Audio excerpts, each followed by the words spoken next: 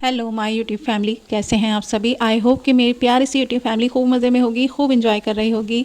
मैं आप सभी लोगों से मिल रही हूँ सैटरडे में और ये दोपहर का टाइम है और मैंने बनाया है लंच अपनी मम्मी के लिए।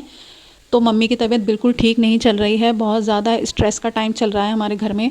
वैसे तो अल्हम्दुलिल्लाह हर बात का शुक्र भेजती हूँ, मगर जब मम्मी की तबीयत ख़राब हो जाती है ना, तब बस ऐसा लगता है ना कि बस हर चीज़ परेशानी, जैसे परेशानी हर चीज़ में परेशानी महसूस होने लगती है। क्योंकि जब एक माँ बीमार हो जाती है ना, तो बस अपनी बीमारी के टाइम पे इंसान इतना टेंशन में नहीं आता है, लेकिन जब माँ बीमार होती है तब बहुत ज़्यादा टेंशन में आ जाता है। मम्मी को ठंड हो गई है और अल्लाह पाक से दुआ करना मेरी प्यारी बहनों कि मेरी मम्मी जल्दी से ठीक हो जाएं। क्योंकि आप सभी लोग जानते हैं कि मेरी सिर्फ मम्मी हैं और मेरे भाई हैं, मेरे वालिद साहब नहीं हैं। तो माँ का साया बहुत ज़रूरी है हमारे लिए और अल्लाह पाक आप सबकी माँओं को आपके ऊपर कायम रखे। और आप अगर एक माँ हैं तो आपकी औलाद भी आपके साए में पले बड़े और हमेशा खुश रहे। बस मैं यही दुआ करती हूँ कि जिसके पास माँ बाप हैं उसके माँ बाप हमेशा उसके सामने रहें, खुश रहें, सेहतमंद रहें। तो मुझे बहुत ज़्यादा दुख हो रहा था। अच्छा, ये है नेक्स्ट डे और संडे मॉर्निंग का टाइम है। मैंने घर को, किचन को एकदम से क्लीन कर दिया था। अच्छा, कितना भी स्ट्रेस हो घर में, है ना, लेकिन काम तो आपको करना ही पड़ता है हर हाल में। आज मैं थकी हुई हो रही थी, मैं सच बता रही हूँ, मैं पता नहीं क्यों लो फील कर रही थी, इतनी ज़्यादा थकान फील हो रही थी ना मुझे। मगर क्या कर सकते हैं, घर का काम करना ही पड़ता है। अगर आप एक लड़की हो या आप एक औरत हो तो आपको अपने घर को नीट एंड क्लीन करना ही पड़ेगा, हर हाल में अपने घर को मैनेज करना पड़ेगा। भले ही चाहे आपका दिल कितना भी थका हुआ फील कर रहा हो, भले ही आपकी बॉडी ऐसी लग रही हो कि मेरे अंदर जान नहीं है, इस बात से कोई फ़र्क नहीं पड़ता कि आपके माइंड में क्या चल रहा है। बहुत सारे टाइम बोलते हैं ना कि बैक ऑफ द माइंड हमारे क्या चल रहा है ये मैटर नहीं करता, हमारे सामने इस टाइम क्या हो रहा है हमें उस चीज़ पे ध्यान देना पड़ता है। मेरा ना ऐसी हो रही है कि बस मैं चाह रही हूँ कि मैं स्ट्रेस ना लूँ और मैं स्ट्रेस फ्री रहूँ, अपने घर को अच्छे से मैनेज करूँ। क्योंकि हर जिम्मेदारी अल्हम्दुलिल्लाह मेरे ऊपर ही है, लेकिन बस मुझे इस बात का स्ट्रेस हो रहा है कि मेरी मम्मी ठीक हो जाए, बाकी तो कोई नहीं। और जो बहुत सारी लेडीज़ होती हैं ना, वो बहुत सारी चीज़ों को ना मैनेज कर लेती हैं। अल्लाह ने उनको मल्टीटास्किंग खुद ब खुद ऐसे भेजा है ना उसके लेडीज़ के माइंड में फिट करके कि वो मल्टीटास्क कर लेंगी, वो हर तरह की बात को सहन कर लेंगी, सब कुछ सह लेंगी, अंदर ही अंदर सब कुछ रख लेंगी, लेकिन किसी के साथ में शेयर नहीं करेंगी, अपने ऊपर इतना बर्डन ले लेंगी ना, तो ये सारी चीज़ें हमें और ज़्यादा स्ट्रेस में डाल देती हैं। वैसे तो अल्हम्दुलिल्लाह अल्लाह पाक ने ये खूबी बहुत अच्छी रखी है, क्योंकि अल्लाह पाक ने किसी के अंदर भी कोई ख़राबी नहीं पैदा करी है। हर इंसान के अंदर एक अलग ही, कहते हैं ना, यूनिक क्वालिटी होती है। तो हर लड़की के अंदर, लेडीज़ के अंदर अल्लाह ने ये यूनिक क्वालिटी डाली है कि वो उसके ऊपर चाहे कुछ भी गुजर रही हो, वो मुस्कुराते हुए अपने घर को मैनेज कर लेती है। वो सबको यही दिखाती है कि मैं परेशान नहीं हूँ, उल्टा जो परेशान होता है ना उसको भी समझाती हैं कि भाई तुम भी परेशान मत हो, सब ठीक हो जाएगा। तो मैं भी मम्मी को यही दिखा रही थी कि मम्मी कोई ज़रूरत नहीं है परेशान होने की, आप बिल्कुल ठीक हो जाओगे, आप टेंशन मत लो। वो कंटिन्यू मुझसे ये कहे जा रही थी कि बेटे तुम बहुत ज़्यादा काम करती हो। वो मेरी हर हर हर टाइम तारीफ़ करती रहती हैं, पता नहीं क्यों तारीफ़ करती रहती हैं। पहले जब मैं छोटी थी तब मुझसे कहती रहती थी बेटे ये काम सीखो, बेटे वो काम सीखो, अच्छे से सीखो। लेकिन अब वो हर टाइम तारीफ़ करती रहती हैं कि मेरी बच्ची से ये भी आता है, मेरी बच्ची से वो भी आता है। तो बहुत ज़्यादा ना बंदा इमोशनली और ज़्यादा माँ बाप से कनेक्ट हो जाता है। जब वो एक उम्र को आ जाते हैं ना, तब बहुत ज़्यादा प्यार आने लगता है माँ बाप के ऊपर। ये सारी बातें आप लोगों के साथ में भी 100% हुई होंगी कि जब आपकी माँ आपसे और ज़्यादा करीब हो गई होंगी। मुझे तो पहले ऐसा लगता था कि मेरी जो कज़िन है जिनकी शादी हो गई है, वो अब अपनी अम्मी से इस वजह से मोहब्बत करती हैं क्योंकि उनकी शादी हो चुकी है। लेकिन अब मुझे पता चल रहा है कि ऐसी बात नहीं है। लड़की जब अनमैरिड होती है ना, तभी से ही वो अपनी माँ के और ज़्यादा करीब हो जाती है, क्योंकि वो सेम सिचुएशन फेस कर रही होती है, वो सारी तकलीफ़ें देख रही होती है, वो समझ रही होती है कि मेरी माँ पे क्या क्या गुजरी है, वो कितने स्ट्रेस में रही है और फिर भी मुस्कुराती रही हैं। उन्होंने कभी ये जाहिर नहीं करा कि वो थक चुकी हैं, वो परेशान हैं, उनको अब नहीं करना, उनको सुकून से बैठ जाना है, कोई उनसे कुछ ना कहे, ये कभी उन्होंने शो नहीं करा हमें।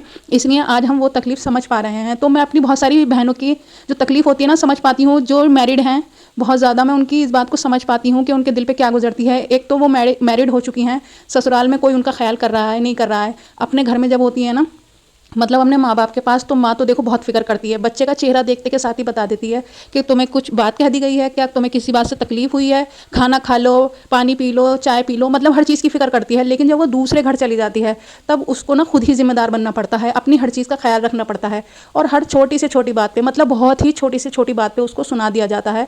वैसे ऐसा नहीं होना चाहिए, क्योंकि सबके घर में बेटियां हैं और सबकी बेटियां दूसरों के घर जानी हैं। तो जब हम अपने घर में दूसरे की बेटी लाके अच्छे से रखेंगे ना, तो इंशाल्लाह हमारे घर की बेटियां जब दूसरों के घर में जाएंगी तो वो भी बहुत आराम से रहेंगी, खुश रहेंगी। क्योंकि दुनिया मकफ़ात अमल है, आप दुनिया में जैसा करोगे आपको सिला वैसे ही मिलेगा। तो उम्मीद करती हूँ कि आप सब लोग भी इस बात से मेरी एग्री करोगे कि जब हम किसी के साथ में अच्छा करते हैं, भलाई करते हैं, तो वो कभी खाली नहीं जाती, वो डबल होके हमें वापस मिल जाती है। और अगर किसी को मेरी बात बुरी लगी हो ना तो आई एम सो सॉरी, मगर मैं थोड़ा बहुत ना रियलिटी पे भी बात करना चाहती हूँ कि जो असलियत में हो रहा है मैं दिखाऊं कि बहुत अच्छा अच्छा होता है, सब बहुत अच्छे से रहते हैं। तो ऐसा नहीं है, हकीकत को भी पसंद करना चाहिए, हकीकत बयान भी करनी चाहिए।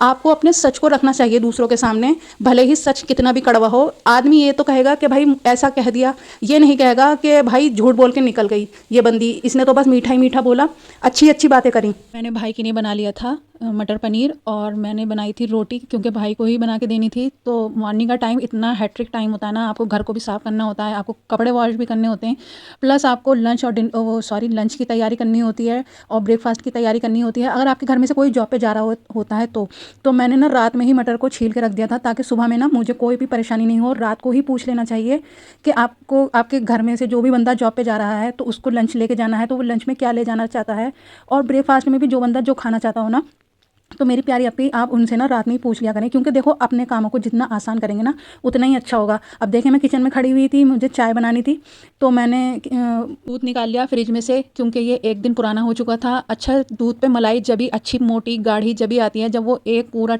मतलब 12 घंटे रखा रहता है फ्रिज के अंदर और नेट से कवर रहता है, इस तरह के लिड आती है ना नेट वाली, इससे लिड कवर करके रख देते हैं ना उसको, दूध को, तो अच्छी मोटी मलाई आ जाती है। और क्योंकि सर्दियों का टाइम है, देसी घी की इस टाइम बहुत ज़रूरत चल रही है, तो मैं घर में ही बना रही हूँ, तो इसलिए मतलब स्टोर कर ले रही हूँ उसको, मलाई को। अगर आप लोग भी ना देसी घी बनाना चाहते हैं ना तो बहुत आसानी से बन जाएगा।